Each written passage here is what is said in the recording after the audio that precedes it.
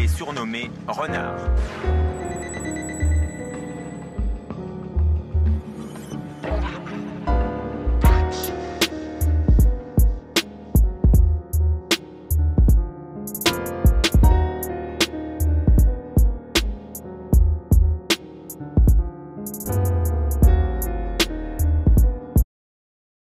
Salut les amis, c'est Marcus Dia, j'espère que vous allez bien.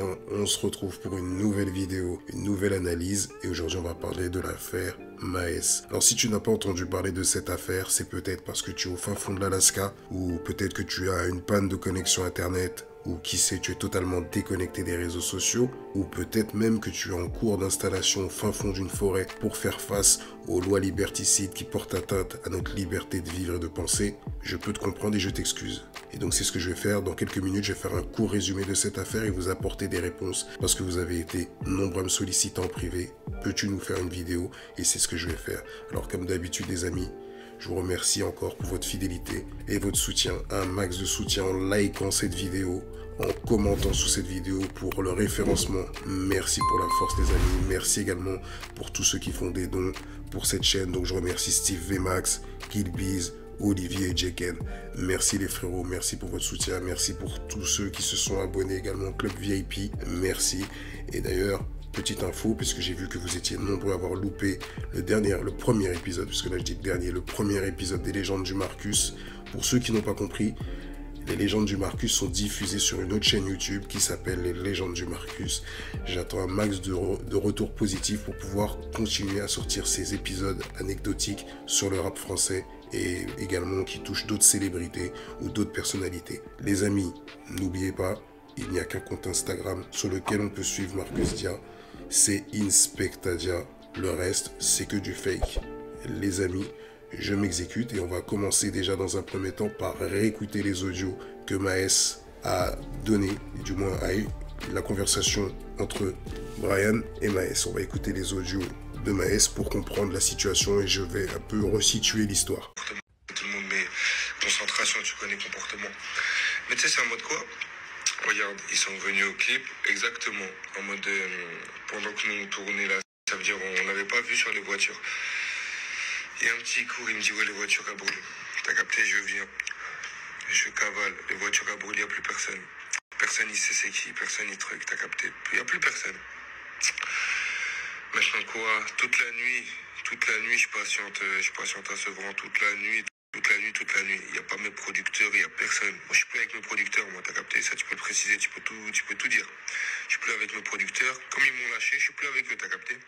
Je te fais un autre. Et pour la version des faits, non, il n'y a rien qui va me porter préjudice, vu que t'as vu, je suis déjà en Valka. Ça veut dire, pour où j'en suis, ça y est, hein, voilà, t'as vu là. Dans ces audios, on peut entendre Maes dire clairement qu'il y a eu un problème lors d'un tournage de clip, qu'il y a des voitures qui ont été brûlées et qu'il a passé toute la nuit à Sevran pour savoir qui avait commis ces actes. Et on peut entendre également quelque chose de très important, il dit qu'il est en cavale. Alors, vous avez été nombreux, et notamment ceux qui connaissent les faits, puisque justement je vais vous les relater tout au long de cette vidéo, mais la première personne que vous avez accusée, que vous avez impliqué dans cette affaire, c'est le dénommé Moussa, parce que nombreux sont ceux qui savent qu'il y a un conflit entre le dénommé Moussa et Maes. Et donc, pourquoi vous êtes venu en privé me le dire? Tout simplement parce que vous avez vu qu'il y a eu une fusillade à Sevran.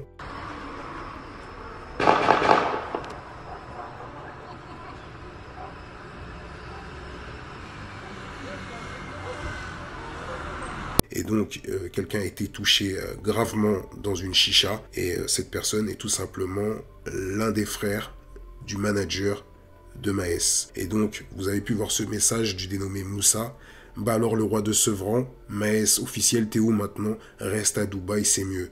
Donc là, les gens l'ont interprété comme quoi ça serait lui qui aurait envoyé une équipe pour s'attaquer à l'équipe de Maes. Donc l'ancien manager, notamment le frère de l'ancien manager de Maes. Sauf que non. En vérité, ce type, en fait, s'accroche à cette actualité depuis le début. Et si vous observez bien et que vous retenez la chronologie des faits, notamment son apparition sur les réseaux sociaux où il est venu s'attaquer à Maes, vous comprendrez qu'en vérité, lui, depuis le départ, il veut régler des comptes avec Maes. C'est une manière pour lui de se venger de Maes.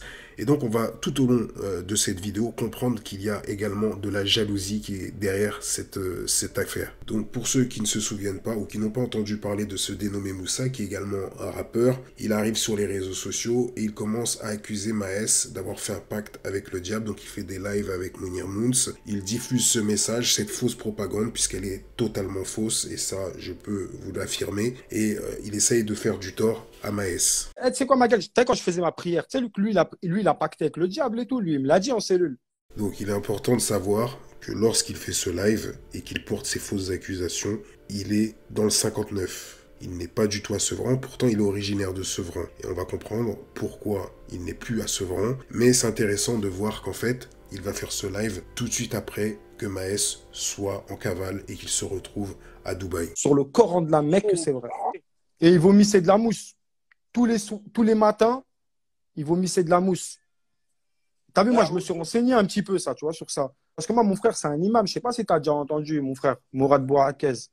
Donc là, on peut voir qu'il jure par Allah, tout en sachant qu'il est en train de mentir. Et pour tous ceux qui connaissent Maes, et notamment son entourage, ils savent très bien que Maes n'a pas du tout fait de pacte. Et ce qui est hallucinant, c'est que pour appuyer ses dires, il va carrément engager son frère dans cette histoire qui est un imam. Et son frère, quand il va voir cette vidéo, va justement se désolidariser de son frère et va expliquer que son frère est quelqu'un de totalement égaré. Salam alaikum wa rahmatullah, on est avec le frère Moussa, je suis venu voir mon frère parce que mercredi je vais à la Mecque, Inch'Allah. J'ai entendu, parce que moi, mon frère, c'est un imam. Je sais pas si tu as déjà entendu, mon frère, Mourad Bouakez. Salam alaikum wa rahmatullah wa barakatuh. Cette vidéo, c'est juste pour éclaircir en fait une chose. Hier, en fait, tous les frères et sœurs qui m'ont envoyé pour Moussa Bouakaz. Moussa, en fait, c'est mon demi-frère. Et moi j'ai mon chemin et lui il a son chemin. Ça n'a rien à voir et j'ai jamais, en fait, lui il a son chemin, moi j'ai mon chemin. Lui il a pris un autre chemin, moi j'ai mon chemin et toujours j'essaie de lui parler de la religion et tout. Mais voilà, c'est mon demi-frère, on porte le même nom de famille. Mais voilà, chacun il a son... Et qu'Allah Azza wa Jalla le guide et guide tous les frères qui sont dans ce chemin-là. Comme je vous l'ai dit, le frère se désolidarise du discours de son petit frère et également de son comportement. Il est loin d'être quelqu'un de correct, il fait comprendre que le frère est égaré. Et maintenant, parce qu'on ne va pas s'éterniser sur ce dossier, mais c'était pour vous expliquer les différentes étapes dans ce dossier et notamment le fait qu'aujourd'hui, on ne peut pas dire que le dénommé Moussa est impliqué dans cette affaire puisqu'il n'a pas de poids pour aujourd'hui se permettre de faire la guerre à Maes. Et donc, comme je l'avais déjà expliqué dans une ancienne vidéo à moi, où je vous avais montré dans une interview quand Maes se prononce et qu'il avait attaqué un journaliste, qu'il avait justement cassé le nez du journaliste Yerim alias Splinter, et bien souvent Maes, quand il s'exprime, sauf quand vous n'avez pas les connaissances des dossiers, vous ne pouvez pas faire attention. Par exemple, dans une interview de Rap Elite, il parle du dénommé Moussa. Et il dit « J'avais un problème avec un co-détenu ». Écoutez bien. Après, il y a des co-cellulaires aussi qui sont... il y a eu un co-cellulaire avec qui j'ai eu des complications, tu vois. Bah, je l'ai vu dehors, après, tout s'est bien passé pour moi. Moi pour lui, tu vois. T'es trop enculé, man. C'est ça ton problème. Ouais. Mais après, tu connais, c'est des aléas. Comme je te dis, c'est des aléas. Moi, je suis dans le délire, je cherche pas la merde, mais dès qu'elle vient, je la règle direct. Donc les deux vont partager la cellule ensemble. On peut le voir à travers ces vidéos. Désolé pour la qualité d'image. Ce sont des anciennes archives. Et donc on les voit ensemble. Et par la suite, quand Maes va sortir, il va y avoir une guerre. Et il va absolument vouloir faire la peau à ce dénommé Moussa. La douille, elle est là, trop du cul. J'ai trop du cul, tu m'as raté. Moussa va prétendre avoir échappé à un tir. Et par la suite, qu'est-ce qui va se passer? Il va se retrouver nez à nez dans une station essence avec Maes. Et donc ça va se terminer mal, jusqu'au point où Maes va lui prendre ses papiers, sa carte d'identité et même son scooter.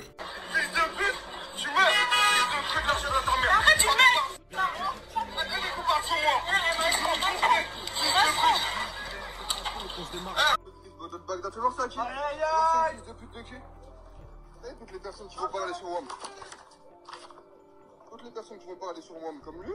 Et d'un côté, pour justifier les actes de Maes, Mousse dit que soi-disant il aurait rencontré Maes et qu'il l'aurait réglé à part. Et de l'autre côté, tu as également Maes qui dit que Mousse prétendait soi-disant avoir été porté plainte pour la carte bleue. Mais en vérité, de l'autre côté, Maes montre une plainte où on voit que Mousse a porté plainte et aurait cité le nom de Maes. Donc dans le quartier, c'est considéré comme un coup de balance. Et ce qui est assez surprenant, c'est que malgré cette guerre, la chose qui ressort à chaque fois, c'est que Mousse reproche à Maes de ne pas lui avoir donné de force dans la musique. Et vous verrez qu'en fait, tout au long de cette vidéo, c'est toujours ce truc qui ressort. Tu ne nous donnes pas de force, on a besoin de monter, etc. Et c'est toujours lié au business de la musique.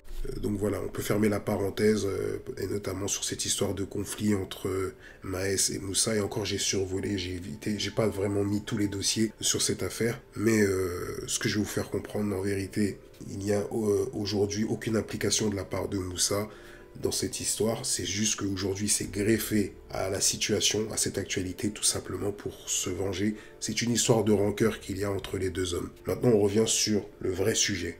Et notamment ce qui s'est passé à la suite du tournage du clip entre Maes et ZKR. Donc ce clip a été réalisé dans un premier temps à Roubaix, chez ZKR. Ensuite, ils sont passés par Aulnay pour ensuite terminer le clip à Sevran.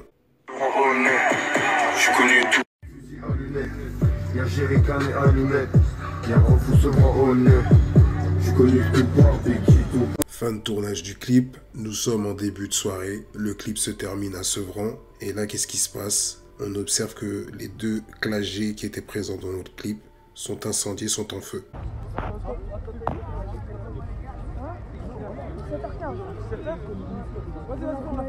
Cette personne qui filme justement l'incendie pour montrer les dégâts est le loueur d'une des Clash G, et il va apporter son témoignage. Propriétaire du Clash G, il y avait moi et un ami à moi qui avait un Clash G aussi sur place. On est venu, on a été payé pour une prestation, on est venu. Tout s'est bien passé. Le matin à Roubaix, ça s'est bien passé. Après-midi à Sevran, ça s'est bien passé. On est parti faire une scène dans un bloc juste à côté, à 100 mètres derrière. Nickel, ça s'est bien passé. Un petit est venu 10 minutes après. Il a appelé Maes, il lui a dit Maes, ça brûle, ça brûle. On est parti à fond en courant, on est parti voir. On a vu tout brûler. On n'a rien vu qui a fait ça, on ne sait pas. En tout cas, nous personnellement, on n'était pas visés. Nous, on est là pour louer des véhicules. Malheureusement, on n'a pas eu de chance, c'est tout. En tout cas, nous, l'histoire, elle est réglée. Nous, elle est réglée depuis l'histoire, on l'a réglée hier et c'est bidon, c'est tout, tranquille. C'est que du matériel après. C'est que du matériel, nous, on n'a rien eu, Maes, il n'y a rien eu, personne n'a rien eu. Personne s'est fait braquer, personne s'est sauvé. Comme je disais, personne n'a rien eu. Il n'y a personne qui s'est fait braquer, personne s'est fait menacer, personne n'y a rien eu, non. Ça a clippé d'un côté, de l'autre côté, il y a des gens qui sont venus, qui ont peut-être brûlé les véhicules, tu vois, ça s'est passé comme ça en tout cas. Et je suis toujours masqué, en cas où il y en a qui ne me connaissent pas, la plupart des gens ils me connaissent, je suis connu sur les réseaux. Je suis toujours masqué, vous inquiétez pas, mon visage ne le fait jamais montrer, c'est pas parce qu'il y a eu cette histoire que je peux montrer mon visage, je ne le fais jamais montrer. En tout cas, c'est tout, force, ça sert à rien de poser des questions pour rien, c'est rien de rendre fou, je vous ai dit la vérité, je vous ai pas menti. Quand moi j'entends parler de cette affaire, la première chose qui me vient à l'esprit, ça sent le coup d'assurance. Et donc là, vous avez pu entendre le témoignage de la personne qui a loué une des Clash G. Elle dit que finalement, il y a eu des arrangements, que tout s'est arrangé, mais que tout ce qu'il est en train de raconter est véridique. Et tout simplement, pourquoi? Parce que, en vérité, il y a vraiment des personnes mal intentionnées qui sont venues mettre le feu à ces deux véhicules. Donc, pour info, un Clash G, c'est 600 000 €. Maes se porte garant quand il se déplace à Sevran. Et pour la petite information, au Bedot, il y a une grande communauté marocaine. Maes est énormément respecté là-bas.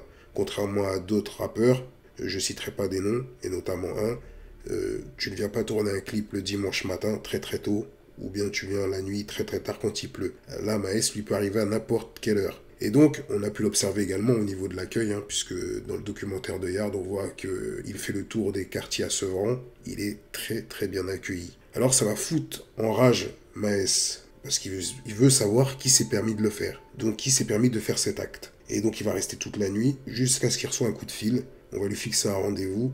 Il va rencontrer deux personnes. Et parmi ces deux personnes, il va y avoir une petite altercation, il va y avoir une bagarre. Et apparemment, la légende dit, et là j'utilise mon terme préféré, d'ailleurs si tu kiffes les légendes, n'hésite pas à t'abonner à la chaîne Les Légendes du Marcus. Il va y avoir une bagarre. Et par la suite, il y aura une forme de guet-apens, une sorte de guet-apens sur Maes. Et il va y avoir des coups de feu. Et il va y avoir deux personnes qui vont être touchées, une dans le ventre, une autre dans la jambe. Maes va quitter les lieux et on saura par la suite qu'il va prendre un avion et partir à Dubaï. N'oubliez pas le terme cavale qu'il a utilisé dans les audios. Et donc finalement, qu'est-ce qu'il en ressort de cette affaire? Il semblerait que le conflit part d'une histoire de collaboration, que des gens auraient mal pris, que Maes ait refusé de faire une alliance, de participer à un featuring. Ça, c'est ce qu'il en ressort de l'affaire. Et il y a un nom qui ressort, c'est celui du rappeur Bigor. Alors pour que les gens comprennent, dans l'industrie de la musique, quand vous voyez par exemple des artistes qui émergent sans avoir de gros labels derrière, il faut savoir qu'il y a des grosses têtes qui sont derrière. Il y a des grosses têtes qui implantent de l'argent dans le business. Et donc, apparemment, Maes n'aurait pas accepté de faire une collaboration et les gens auraient été frustrés à côté, ils l'auraient mal accepté, ils l'auraient mal pris. Et parmi les deux personnes qui soi-disant ont été touchées, au-dessus de ces deux personnes, parce que ce sont deux jeunes qui ont été touchés, il y a des grosses têtes. Et ces grosses têtes, apparemment, auraient investi de l'argent sur des artistes. Et donc, qu'est-ce qui va se passer? Il n'y aura pas de plainte. Mais il y aura une négociation. Et là, je vous apporte des sources. Ça ne veut pas dire que c'est 100% fiable. Mais parmi une de mes sources, elle m'a dit qu'il y a eu une négociation, il y a eu un montant qui a été proposé à Maes. Sauf qu'il l'a refusé. Et là, je vous parle d'un très gros montant, puisque là, on parle d'1 million d'euros. Les types qui sont là, ils se sont dit quoi? Bon, on est dans le business de la musique, Maes, il vend des disques, il y a de l'argent à prendre. Et donc, par la suite, comme je vous l'ai dit, Maes a quitté le territoire. Et de toute façon, il faut vous mettre à la place de Maes. À partir du moment où tu commences à payer une fois, il faudra que tu payes tout le temps. Donc, Maes a quitté le territoire. Apparemment, il a même pris sa famille et il a quitté le territoire. Et on revient justement à la situation avec l'ancien manager de Maes. Donc là, on voit que ça va très très loin puisque une des personnes, et notamment de l'entourage, le frère du producteur, l'ex-producteur de Maes, a été touché également lors d'une fusillade, puisqu'il semblerait que, vu qu'il ne trouve pas le moyen d'atteindre Maes, il touche également les anciens producteurs de Maes. Donc c'est toujours une histoire d'argent, ils doivent se dire dans leur tête, il y a de l'argent à prendre, on va essayer d'aller de l'autre côté pour voir si on peut gratter un billet. Bien entendu, quand je parle de gratter un billet, ça ne veut pas dire qu'ils sont là pour raqueter, mais c'est surtout pour réparer le mal qui a été fait. Sur le plan financier, on veut combler un dédommagement par rapport aux blessures qu'il y a eu, et notamment le fait qu'on ne porte pas plainte. C'est un peu ce qui se passe au niveau de la rue. Donc, tu vas assumer, tu lâches un billet, on n'en parle plus. Donc forcément, ils essaient de trouver les personnes qui sont le plus solvables. Et là, tout ce que je vous dis, ça vient de ma source. Ça se trouve, c'est qu'une simple légende. Je tiens à le préciser. Donc là, je vous raconte une histoire en mode storytelling. Ça se trouve, tout ce que je suis en train de vous raconter, c'est des bêtises. Voilà. Et donc, par rapport à cette histoire, je vous le disais tout à l'heure, il y a le nom de Bigor qui sort. Et d'ailleurs, Bigor va justement, à force d'entendre son nom ressortir dans cette histoire, le rappeur Bigor va mettre un message sur Twitter. Salam, la famille, je reçois plein de messages par rapport à l'histoire. Moi, à la base, je devais chanter avec lui. À la fin, il n'a pas voulu. Je l'ai un peu mal pris, mais je l'ai dit à personne de ma cité pour pas faire de problème. 3-4 mois plus tard, mon manager a parlé avec le frère de Caris. Au bout de 2-3 échanges, Caris a dit que ça le dérangeait pas de chanter avec un petit de la ville. Après, quand Maes, il a su, il m'a demandé de pas fitter avec lui. Donc en gros, lui, je peux pas chanter avec lui parce qu'il veut pas, et à côté, Caris non plus, parce que monsieur veut pas. Voilà l'histoire. Moi, j'ai rien fait de mal, j'ai monté la tête à personne. Maintenant, préparez-vous, parce que j'ai balancé tous les vieux sons. Maintenant, il reste que la patate. Donc en même temps, qu'il raconte et il explique qu'il a rien à voir dans cette affaire. Profite également pour faire un peu sa promo. Et donc, aux dernières nouvelles, ces tweets ont disparu. Ce qui est intéressant, c'est de voir qu'à aucun moment, Bigor nie les faits. Il ne dit pas que ça n'existe pas, que c'est une fausse histoire. Lui, il est là pour expliquer qu'il n'est pas responsable, qu'il n'a rien à voir là-dedans, et que son nom est ressorti à plusieurs reprises, et qu'il tenait à préciser qu'il n'a rien à voir dans l'affaire. Et donc c'est intéressant parce qu'il dit que Maes a refusé un feat avec lui, et il a également expliqué que Maes n'a pas apprécié, que par la suite, il souhaite faire un feat avec Caris. D'ailleurs, on reviendra sur la relation entre Caris et Maes et d'autres personnes, d'autres rappeurs de Sevran. Mais là, ce qui est intéressant, c'est également de se souvenir que lorsque Maes est passé dans l'émission Click sur Canal+, on lui a diffusé un reportage sur des personnes qui étaient proches de lui, et notamment des personnes de son entourage, et on peut voir qu'il y a Bigor dans cette vidéo. C'est Bigorno. Salut Bigorno. Au Beda, c'est, je sais pas, il y a un truc de particulier. Et déjà, il y a... Ça, tu le trouves... Il y a personne, il va te le faire. Tu viens au Beda, tu... Ça, c'est la spécialité ici. Truc de guerre, ça. Tu viens à la cité, bah, tout le monde sait que t'es là. Tu vois, ça m'a répondu. Il semblerait qu'à l'époque, il n'y avait aucun problème entre Maes et Bigor. On voit même que Maes est très heureux de voir Bigor dans le documentaire. Et dites-vous bien que ce n'est pas le fruit du hasard si Bigor apparaît dans le documentaire. C'est que de base, je pense que Maes souhaitait mettre en avant Bigor. On peut même observer dans cet article du Parisien, on voit Bigor, celui qui est sur la droite avec les lunettes, et des personnes de son équipe qui font la promotion de la marque Uo, ainsi qu'une gamme de t-shirts. Et donc ce Uo, pour ceux qui l'ont oublié, c'est Maes qui en a fait la promotion, même si ce cri qu'on présente comme un cri de ralliement, mais qui est également un cri d'alerte pour avertir, en général, personne n'en avait entendu parler, du moins toi quand tu es originaire de Sevran tu le sais, mais celui qui l'a mis à la page, qui en a fait la promotion, c'est Maes. D'ailleurs, l'article le précise, de Los Angeles à Miami, le cri de guerre des Bodotes braque les projecteurs sur Sevran. Ouo, c'est le cri de ralliement des habitants de Bodot à Sevran, Seine-Saint-Denis, un cri popularisé lors d'un reportage sur le rappeur Maes et repris jusqu'aux États-Unis. On vous explique pourquoi. Et donc, en vérité, Maes a popularisé le mot Ouo, et on peut voir que l'équipe qui entoure Bigor a décidé de le commercialiser et d'en faire une marque. Donc déjà, rien que ça, c'est également donner de la force à cette équipe. Donc, je me demande pourquoi aujourd'hui, on pourrait reprocher à Maes certaines choses, quand de l'autre côté, on essaie de créer un business pour faire de l'argent. Alors, une petite parenthèse par rapport à l'histoire Caris-Maes, puisque là, on a entendu que Bigor disait que que Maes n'aurait pas apprécié que Bigor souhaite faire un feat avec Caris. Mais l'histoire, c'est que ce qu'on reproche à Caris, et notamment plusieurs rappeurs sevranais, contrairement à ce que les gens pensaient en disant que c'est parce que Maes était affilié à Booba. Alors déjà, dans un premier temps, Maes n'est pas affilié à Booba. C'est Diosan, son ex-manager, qui est proche de Booba. Et d'ailleurs, c'est pour ça que Booba a mis en avant Maes. Il faut savoir que ce que des artistes sevranais ont reproché à Caris, et notamment des rappeurs, c'est de ne pas forcément leur avoir donné de force. Et que c'est lorsqu'il a eu des soucis de clash et qu'il s'est retrouvé isolé qu'il a cherché à avoir de la force de la part des rappeurs de Sevran. Donc, en gros, les personnes de sa ville étaient inexistantes. Et quand il a commencé à être isolé, il a demandé de la force.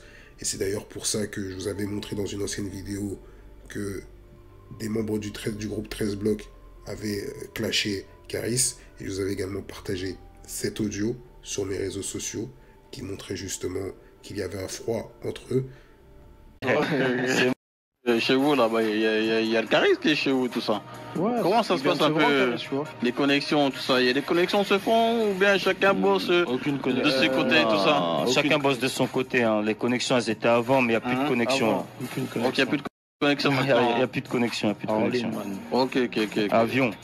Tu connais là, sur l'iPhone, le mode avion, frérot. Là, c'est en mode avion. Là, tu vois, avec l'iPhone, il est cassé même. C'est-à-dire, on n'a plus besoin. Tu peux plus même changer de mode. L'iPhone, il est en araignée.